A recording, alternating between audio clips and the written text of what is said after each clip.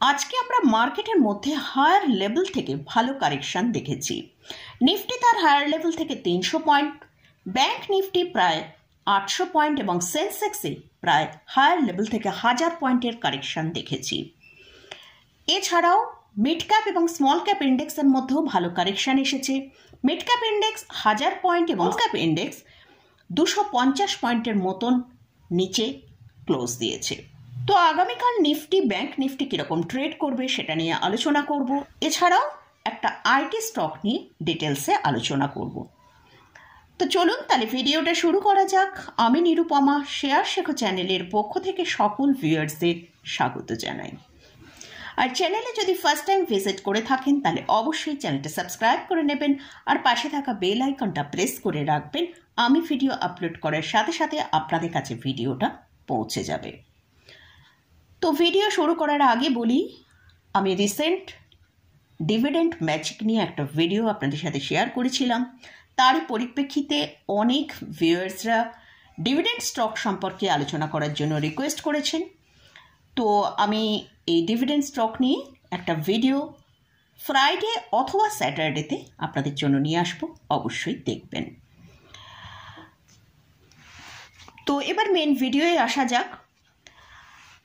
আজ মার্কেটের মধ্যে আমরা নিফটি যেটা ওপেন হয়েছিল 24,431, সেখান থেকে আমরা নিফটিকে হাই তৈরি করতে দেখেছি 24,447।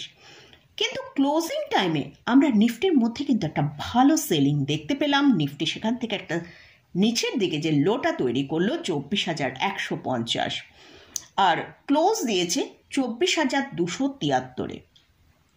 অর্থাৎ আমরা 24,200কে হয়তো ইন্টারডে বেসিসে যে সাপোর্টটা রয়েছে সেটাকে ব্রেক করেছি, কিন্তু ক্লোজিং টাইমে সেখানে আমরা 24,200-র ওপরেই ক্লোজ পেয়েছি।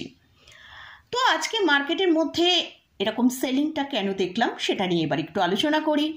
আমাদের ইন্ডিয়ান আর্মিরা এখনো পর্যন্ত কিন্তু অপারেশন সিন্দুর যে অপারেশনটা তারা করছিল সেটা এখনো চালু রয়েছে। কারণ পাকিস্তানে যেসব জঙ্গি ঘাঁটিগুলো রয়েছে সেগুলোকে একদম শেষ করার জন্য এই অপারেশন তারা চালু রেখেছে।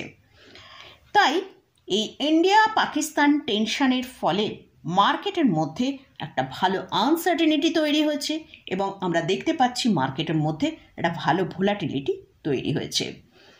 এই ভোলাটিলিটি এবং আনসার্টেনিটির জন্য ইনভেস্টর এবং ট্রেডার্সরাও কিন্তু ভয় পাচ্ছেন আগামী দিনে মার্কেটে কীরকম কি সিচুয়েশন হতে পারে, তার জন্যই কিন্তু আজকে আমরা মার্কেটের মধ্যে সেলিং দেখতে পাই। গতকালের এই ভিডিওটায় আপনাদের সাথে শেয়ার করেছিলাম যে আগামী দিনে মার্কেট কীরকম মুভ করতে পারে সেটা নিয়ে আলোচনা করেছি। যদি ভিডিওটা মিস করে থাকেন একবার দেখে নিতে পারেন। তো আমাদের ইন্ডিয়ান মার্কেটে আমরা দেখতে পাচ্ছি যে বিভিন্ন ইন্ডেক্স প্রায় 0.5% থেকে 0.6%-এর মতন একটা সেলিং দেখিয়েছে, সেটা নিফটি হোক, সেন্সেক্স হোক বা ব্যাংক নিফটি। তো আমরা যদি একবার পাকিস্তানের যে করাচি ইন্ডেক্স রয়েছে সেখানে যদি দেখি, সেখানে আমরা দেখতে পাচ্ছি প্রায় 7%-এর মতন নিচে পাকিস্তান মার্কেট ট্রেড করছে। তো আমাদের ইন্ডিয়ান মার্কেটের ইকোনমিক্যাল কন্ডিশন যথেষ্ট স্ট্রং থাকার জন্য কিন্তু আমাদের মার্কেটে আমরা সেরকম সেলিং দেখতে পাচ্ছি না। কিন্তু ইন্ডিয়ান মার্কেট হয়তো কিছুটা সেলিং আসতে পারে আগামী দিনে। যদি আগামী দিনে পাকিস্তান কোনো স্ট্রং রিয়াকশান এই অ্যাটাকের জন্য করে, সেক্ষেত্রে হয়তো আমাদের ইন্ডিয়ান মার্কেটে একটা কারেকশান আমরা দেখতে পেতে পারি। তো কতটা কারেকশান মার্কেটে আসতে পারে সেটা নিয়ে এবার একটু আলোচনা করব। তো আমরা এখন যেটা মার্কেটের মধ্যে কারেকশানটা দেখছি, কোনোদিন 0.3%, কোনোদিন 0.5%, এই কারেকশান কিন্তু আমাদের মার্কেটে রানিং কারেকশান আমরা দেখতে পাই। নর্মালি যখন তখন কিন্তু এই কারেকশানটা আমরা দেখি। এটা কিন্তু সেভাবে কোনো বড় কারেকশান নয়। যদি বড় কারেকশান আসে তাহলে তার জন্য কিন্তু নিফটির যেটা স্ট্রং সাপোর্ট সেটা হচ্ছে 23,800, সেই লেভেলকে ব্রেক করে যদি ক্লোজিং দেয় তবেই কিন্তু নিফটির মধ্যে আমরা একটা স্ট্রং কারেকশান দেখতে পেতে পারি। যেটা নিচের দিকে নিফটি ইমিডিয়েট যদি 23,800-কে ব্রেক করে ট্রেড করে তাহলে নিচের দিকে 23,400 থেকে 23,350 পর্যন্ত নিচের দিকে আসতে পারে। অর্থাৎ রিসেন্ট যে হাই তৈরি করেছিল 24,589, সেখান থেকে প্রায় 5%-এর মতন কারেকশন আমরা নিফটির মধ্যে দেখতে পেতে পারি। তো মোটামুটি এই কারেকশনটা যদি পাকিস্তান একটা কোনো স্ট্রং এই অ্যাটাকের জন্য রিয়াকশন দেয় তবেই হয়তো আসতে পারে। তো এবারে আমরা আসবো আগামীকাল নিফটি কীরকম ট্রেড করবে। তো নিফটি আজকে ক্লোজিং দিয়েছে 24,273-এ। নিফটি যদি নিচের দিকে আগামীকাল 24,150-এর নিচে ট্রেড করে সাস্টেন করে তাহলে কিন্তু নিফটির মধ্যে একটা ভালো সেলিং আসতে পারে। নিচের দিকে 24,050 থেকে 23,900 পর্যন্ত নিচের দিকে আসার সম্ভাবনা আছে। এখন নিফটির জন্য যেটা স্ট্রং সাপোর্ট সেটা হচ্ছে 24,200। যদি এটা ব্রেক করে ক্লোজিং মার্কেটে আসে তবেই কিন্তু ভালো সেলিং আমরা দেখতে পাবো। এবারে আসছি ব্যাংক নিফটি। গতকাল আপনাদের সাথে ভিডিও শেয়ার করেছিলাম যে যদি ব্যাংক নিফটি 54,650-এর ওপর ট্রেড করতে পারে তাহলে ব্যাংক নিফটির মধ্যে একটা ভালো আপসাইড মুভ আসতে পারে। তো আজকে আমরা দেখলাম ব্যাংক নিফটি ওপরের দিকে 54,937 পর্যন্ত একটা আপ মুভ দেখিয়েছে। তো সেখানে আমরা দেখেছি মার্কেটের কারেকশন ভালো আসার সাথে সাথে ব্যাংক নিফটির মধ্যেও ভালো কারেকশন এসেছিল। তো ব্যাংক নিফটিকে আমরা কিন্তু একটা টাইমে দেখেছিলাম যে ভালো গ্রিনে ট্রেড করছিল, কিন্তু মোটামুটি অন্যান্য ইন্ডেক্সগুলোর মধ্যে ভালো সেলিং থাকার জন্য কিন্তু ব্যাংক নিফটিতেও আজকে আমরা ভালো সেলিং দেখেছি। ব্যাংক নিফটি আজকে যেটা লো তৈরি করেছিল সেটা 54,108 পর্যন্ত লো তৈরি করেছে। তো ব্যাংক নিফটির জন্য এখন যেটা সাপোর্ট রয়েছে সেটা হচ্ছে 54,100 থেকে 53,950। যদি ব্যাংক নিফটি এই সাপোর্টের নিচে ট্রেড করতে থাকে তাহলে ব্যাংক নিফটির মধ্যেও ভালো সেলিং দেখতে পেতে পারি। তো ব্যাংক নিফটি নিচের দিকে 53,660 পর্যন্ত নিচের দিকে আসতে পারে যদি তার সাপোর্ট লেভেলকে ব্রেক করে নিচে আসে। তো মোটামুটি এটা গেল নিফটি এবং ব্যাংক নিফটি নিয়ে আলোচনা করলাম। এবারে যে স্টকটা নিয়ে আলোচনা করছি সেটা হচ্ছে কোফোর্জ। এই স্টকের Q4-এর রেজাল্ট এসছে, রেজাল্ট কিন্তু খুবই ভালো এসেছে। রেজাল্ট নিয়ে পরে আলোচনা করছি, আগে স্টকের মুভমেন্ট নিয়ে আলোচনা করব।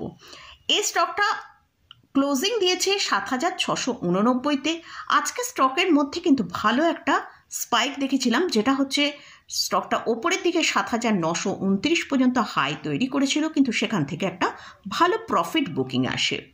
তো স্টকটা লাস্ট 5 দিনে আমরা দেখেছি প্রায় 4%-এর মতন র্যালি দিয়েছে।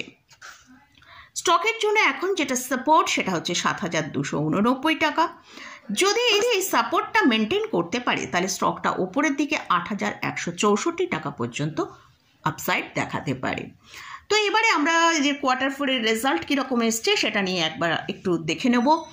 নেট প্রফিট এসছে 261.2 করোড়, যেটা Q3-তে নেট প্রফিট হয়েছিল 215.5 করোড়, এবং মার্চ 2024-এ অর্থাৎ ঠিক 1 বছর আগে মার্চ মাসে যে নেট প্রফিটটা হয়েছিল সেটা 223 করোড়। অর্থাৎ কোয়ার্টার অন কোয়ার্টার আমরা যদি দেখি 21% নেট প্রফিট বেড়েছে, আর ইয়ার অন ইয়ার বেসিসে যদি দেখি সেখানে 16.7% নেট প্রফিট বেড়েছে।